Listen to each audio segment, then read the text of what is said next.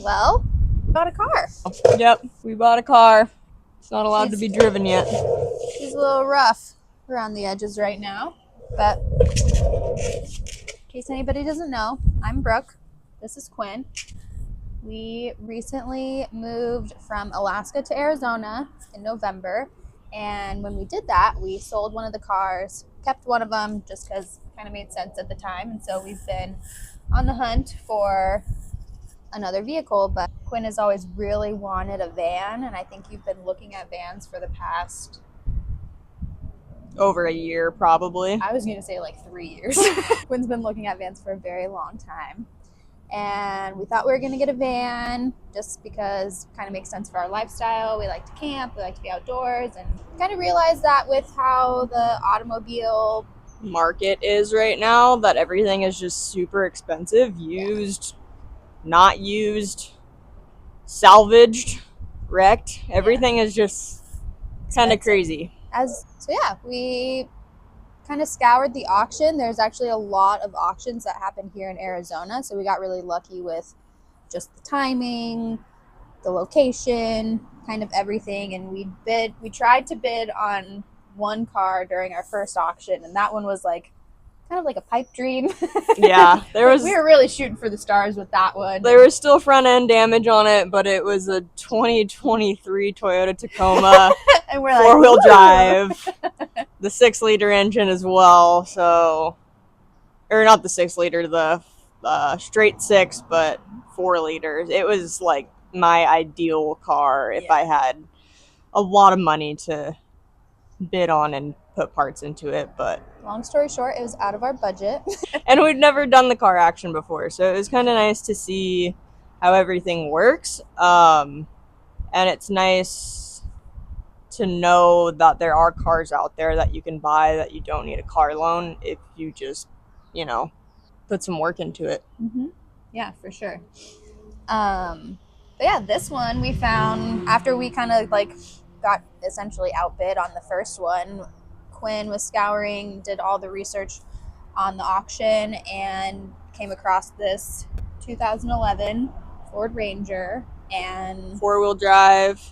This one also has the 4-liter 6-cylinder V6 engine in it, so it's like my ideal car that I want because I really do like these engines, and 4-wheel drive is just something that it's not necessary down here. Up in Alaska it definitely was, but it's a great option if we want to go out and do some camping. And so when you bid on cars, there's a starting bid. What really piqued my interest on this one, that there was no reserve. So if no one bid on this and I put $250 in and no one else bid on it, I could have bought this thing for $250. There was no like reserve that USAA, which was the insurance company selling it, that they had put on it.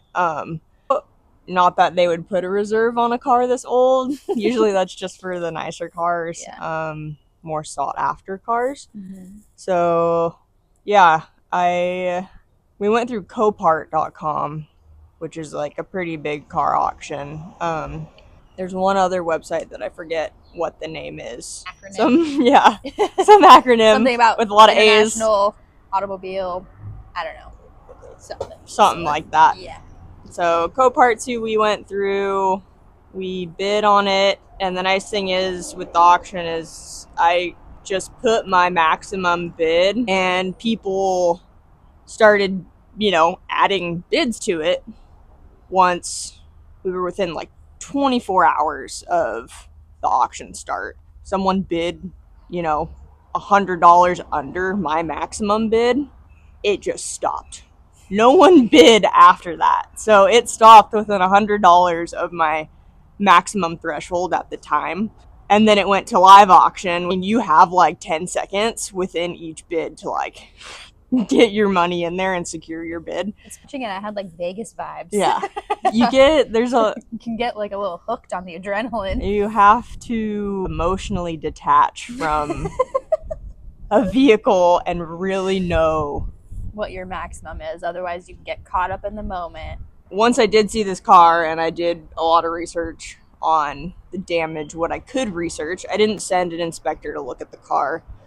It's a 2011. I was pretty confident we could find the parts for it. Yeah, I feel like we could do a whole nother video on like just the auction. How to navigate car auctions. Yeah, there was a lot of surprises too. But yeah. I did research on the photos. I got an estimate of how much it would cost for all the bumper components, plus the extras that I wanted to do, like a lift kit and tires and nicer wheels for it. But so I factored that into my maximum cost of what I wanted to spend on this thing. And so that helped me put in my maximum output cash on this. And right now we're just a smidge over budget, but that's interesting. Yesterday you said you were still under budget. No, I think it was the day before. Just a little bit, but you can't really have budgets on these things. You want to do just like a little bit more, and those $50-$60 purchases start to add up. But we won the auction. No one bid on it after. It was like meant to be. Yeah, when it went into the live auction for 6.5, my bid went 6.6, and I had actually put my maximum bid as 7.2 for this thing, and no one bid on it. So that was like the crazy part, because I like that's what makes me feel like it was meant to be, because like you put in your maximum and then like people started like kind of to it went up $5,000 in one day. Right. I mean, there's so much like psychological stuff behind it, but yeah, once it hit like your maximum that you had originally put in, and then it just stopped, it was like, that's kind of weird. But then once it goes to the live auction, and the auction can take like hours long because there's so many cars that they're just like pumping through.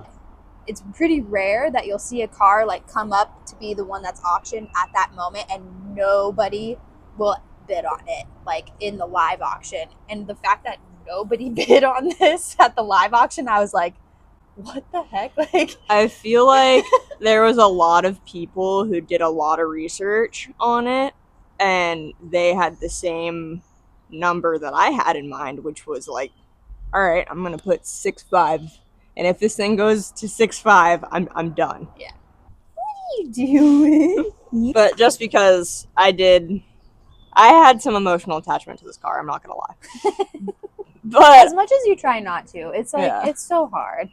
But also, this thing only has 70,000 miles on it, so that was a big factor for me. Something that had less than 80,000 miles on it. Yeah. I also did some research about how much this thing cost if I were to buy it unsalvaged, at an auto shop or Facebook Market. This thing would have gone for around $15,000, like non-salvage title, but also like not all the parts that I'm putting into it, lift kit, tires, wheels, that kind of stuff. So, well, the funny thing is they don't tell you when this thing, like when your purchased cars are going to show up. So luckily I just finished up a little concrete pour that I had done, and I was rinsing out my bucket back here, and I see the Ford Ranger like over the gate on the tow truck come over, and I'm like, oh, it's here. Waved at the guy, went over there, and I'm like, oh, I'll open up the gate because there's like a gate in the front of the house. I was like, you can back it up. And he's like, oh, no, it drives. And I was like, great. I knew it started, but I didn't know if it actually drove. It didn't say that on the listing. So I was like, great. He backs it off the truck. He's driving it into the gate, and it stops. Like, he stops 3 feet from the gate. And I'm like, pull through. And he's like, it won't go. And I'm like, what do you mean it won't go? And he's like, it stopped driving. And so I was like, great, fun. Right up the hill. And then there's like a threshold, like a metal threshold that we have to get this thing over. And this tire right here is very, very low. It's not up to the PSI that it should be. And the back passenger tire is a donut. Yeah, this tow truck dude, Brooke, and I start trying to push this thing, and it is not going up this incline. So we had to like reverse it back into the street and just get some momentum. Mind you, I am mending a torn meniscus right now as well. So we are pushing this thing to all of our might. It was like pushing it in sand, but we eventually got it in. Yeah. Then it didn't drive, but we got it in. Brooke's brother, my brother-in-law, he showed up, and so they started looking at it. It would, like, sounded really nice Yeah. when it was like started. It wasn't like the transmission was out because like M's wouldn't like rev Yeah. up all the way. Everything seemed fine. Yeah. So eventually it ended up being that there was no transmission fluid in it. So there's like no transmission fluid, or if your transmission fluid gets too low in a car, your car just will not drive. It'll go into gear, it'll switch gears and everything, but it just won't actually move forward. So that's something I learned. This is why there was no transmission fluid in it. It cools like your transmission fluid pretty much, and keeps like everything cool. Mm-hmm. And it got hit. Yeah, so it actually got crimped. Pretty much it sits like right here.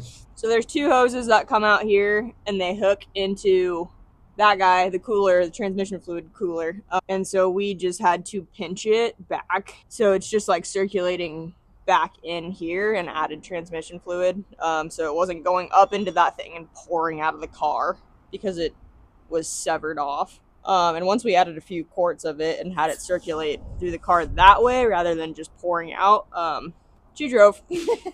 So that was like the best case scenario. But luckily, when you buy a car this old, there's a lot of parts everywhere for it, especially being a Ford Ranger. Since it's here, we have, I say we, but you helped me put a mirror on yesterday. 2 mirrors. Since this thing has come, I think I've seen Quinn for maybe like 5 hours, and it's been about like 3 days. Well, we took off all the mangled parts. We kind of had to take everything off to really see what the damage was. So everything that was damaged that should come off is off now, which is like the front bumper components.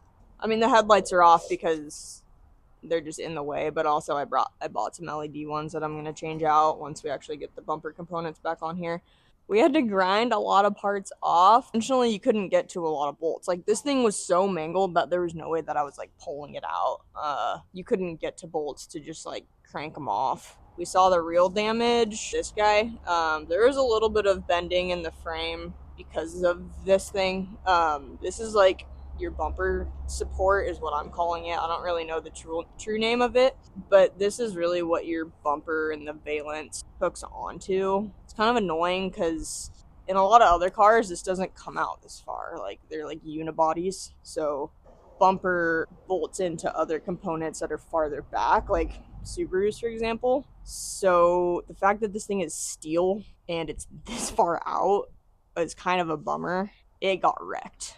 We had to actually grind some notches out in order to use this thing, pull it out as straight as we can. We had to like grind some some strong spots to make them weak. That way we could actually kind of straighten it out to the best of our ability, because when we put the bumper back on, we need holes and stuff to line up.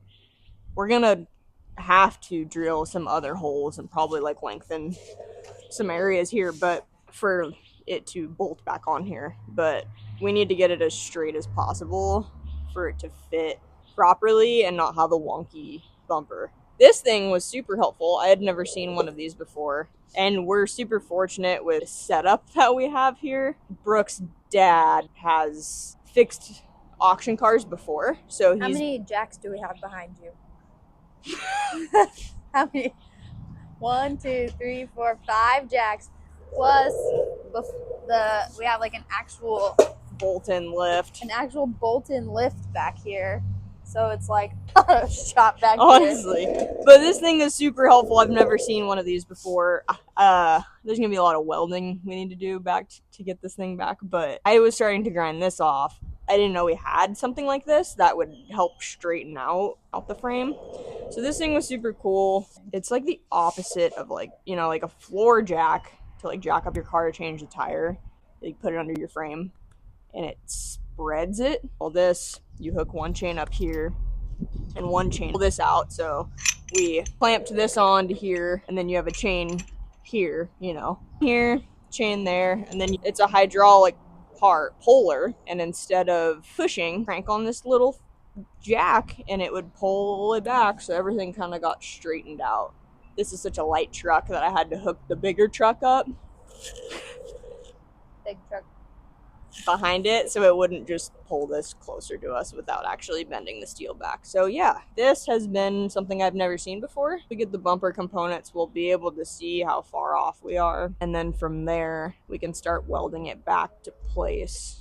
This won't stay like this. We're gonna have to really straighten it out and weld it back together, and hopefully nothing else is like engine wise is wrong. That's why her name is Hannah Montana. Came in like a wrecking ball. She came in needing a wrecking ball. Yeah, once we start getting more bumper components in and we can see how everything lines up, we'll be able to do some more to it. And we're gonna add a car stereo today.